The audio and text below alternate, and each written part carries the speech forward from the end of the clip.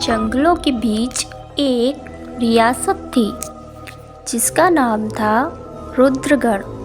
दिन में ये जगह वीरान रहती थी और रात होते होते यह जगह सांस लेने लगती थी।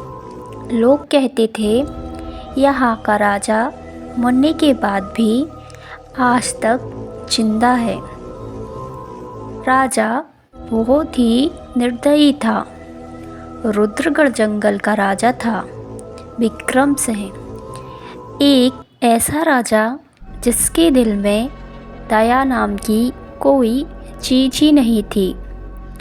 सिर्फ अंधेरा ही अंधेरा था उसके दिल में और दिमाग में भी। उसकी रियासत में कभी भी इंसाफ नहीं होता था, बल्कि हर गलती की सज़ा मौत ही होती थी। हर अमावस्या की रात किसी न किसी की मौत होती थी और महल से चीखने की आवाज़ें आती थी। रानी सौम्या जो उस महल की रानी थी, वो बहुत ही दयालु थी, बहुत ही मासूम थी। लेकिन राजा की काली विद्या के रास्ते में वो सबसे बड़ी रुकावट बन गई थी। एक रात महल के आंगन में रानी को जिंदा जला दिया गया। उसकी आखिरी चीख आज भी महल की दीवारों में कैद है। शाम को जलती हुई आग में रानी ने राजा को देखा और कांपती आवाज़ में बोली, विक्रम, तू हर रात मरेगा और ये रियासत कभी शांति से नहीं जी पाएगी। अचानक आसमान गरज पड़ा, बिजली तेज चमक पड़ी और उसी पल राजा विक्रमादित्य मर गया। राजा की वापसी होती है। राजा की लाश दफना दी गई थी। महल में मातम छा गया था, लेकिन 7वीं रात कब्र से एक आवाज़ आई। मिट्टी हिली और राजा वापस लौट आया। अब वो राजा नहीं था, वो बन चुका था एक बदला लेने वाली आत्मा जो लोगों को मारती थी।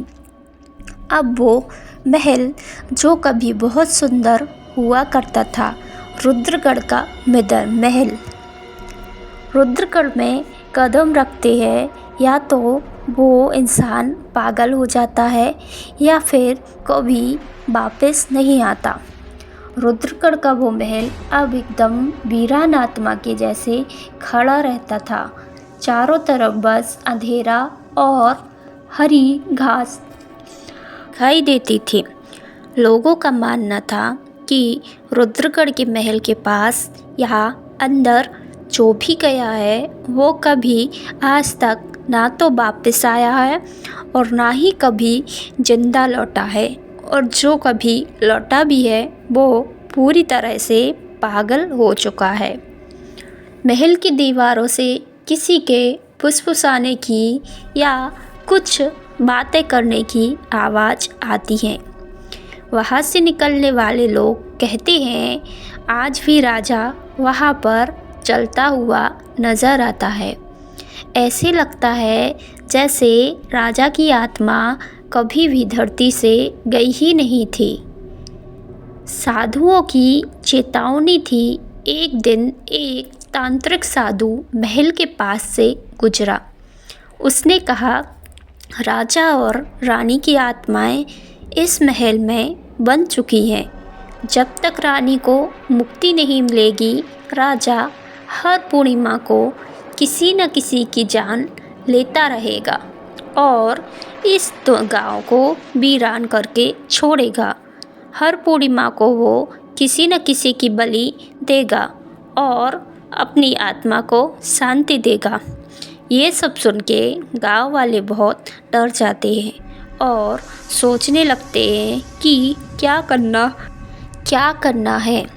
सभी गाँव वाले मिलकर फैसला लेते हैं कि हम सब आपस में राजा और रानी को मुक्ति दिलाएंगे। पूर्णिमा की रात फिर से आती है। महल के अंदर राजा और रानी आमने सामने थे। रानी बोली, अब बहुत देर हो चुकी है।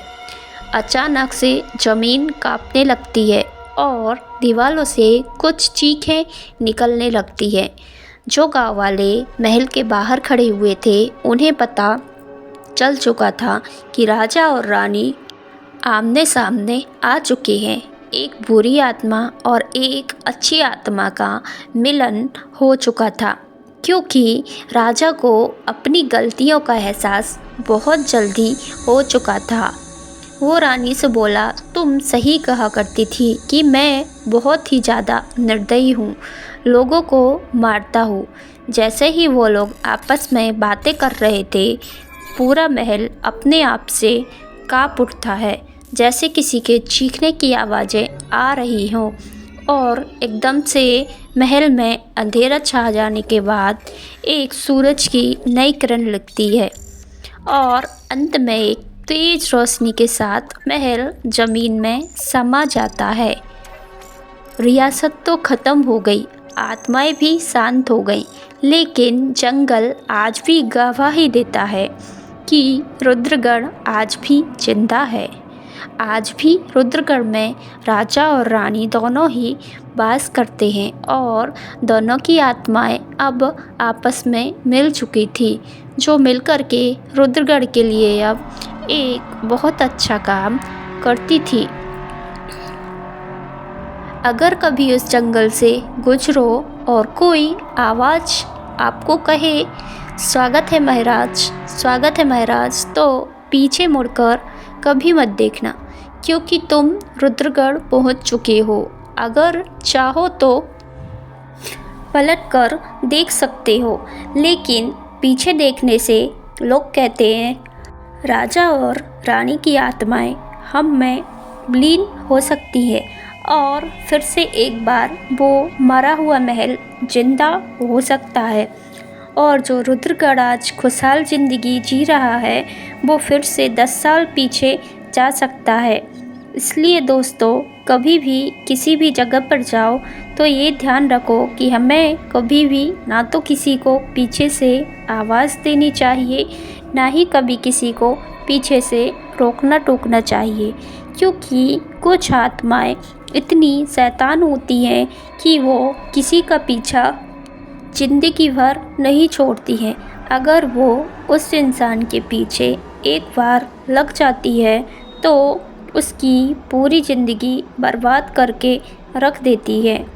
तो रुद्रगढ़ की ये कहानी आपको कैसी लगी, मेरे को कमेंट बॉक्स में कमेंट कर ज़रूर बताएं और हो सके तो मेरे चैनल को भी सब्सक्राइब करिएगा, लाइक करिएगा और प्यारे प्यारे से कमेंट करिएगा। ऐसे ही अच्छी अच्छी और कहानी लेके मैं आपके साथ आती रहूँगी और चैनल को बहुत बहुत सारा प्यार दीजिएगा।